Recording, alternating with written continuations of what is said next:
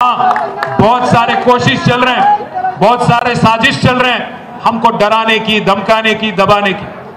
किसी से नहीं डरेंगे, किसी के बाप से नहीं डरेंगे। एक वादा है आपसे, एक वादा है आपसे, आप सभी से एक ही वादा है, मरेंगे एक बार, जिएंगे एक बार, डरेंगे किसी के सामने नहीं। सबके सामने, सबके साथ 10 साल किस कदर हर किसी को साथ लेके चले।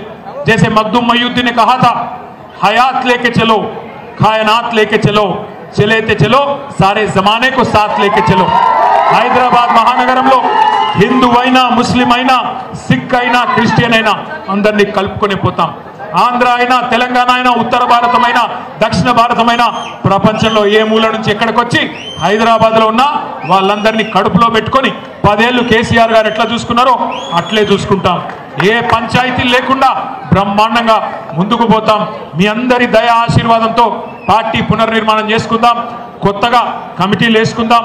డివిజన్ల వారీగా ఎక్కడెక్కడైతే పార్టీ వదిలిపెట్టిపోయినారో ఆ స్థానాలు భర్తీ చేసుకుందాం. కార్పొరేట్ ఎలక్షన్లకు, అదేవిధంగా కార్పొరేటర్ ఎన్నికలకు, అదేవిధంగా ఉప ఎన్నికకు కూడా తయారైదాం. ఎవ్వరు భయపడవద్దు. ఒక్క సంవత్సరం ఉన్నది, ఒకే ఒక్క సంవత్సరం. ఈ ఒక్క సంవత్సరం మనం కష్టపడితే ఎన్నికల్లోకి వెళ్ళిపోతాం. ఈ ఒక్క సంవత్సరం గట్టిగా ఉండాలా, గట్టిగా కష్టపడాలా. ఎవరు కేసు పెట్టినా వెంటనే కృష్ణారావు గారు, అదేవిధంగా మన అధ్యక్షుడు షమీపూర్ రాజు గారు వస్తారు. అవసరం పడితే నేను కూడా స్వయంగా మీ ఇంటికి వచ్చి, మీ పోలీస్ స్టేషన్కి వచ్చి మీ కండగా నిలబడే బాధ్యత నాది. తప్పకుండా రాష్ట్రంలో మళ్ళీ నెలకొల్పడమే లక్ష్యంగా అందరం గులాబీ సైనికులుగా, అన్నదమ్ములుగా, అక్క చెల్లెళ్ళుగా ముందుకు పోదాం. ఈ దగా చేసిన కాంగ్రెస్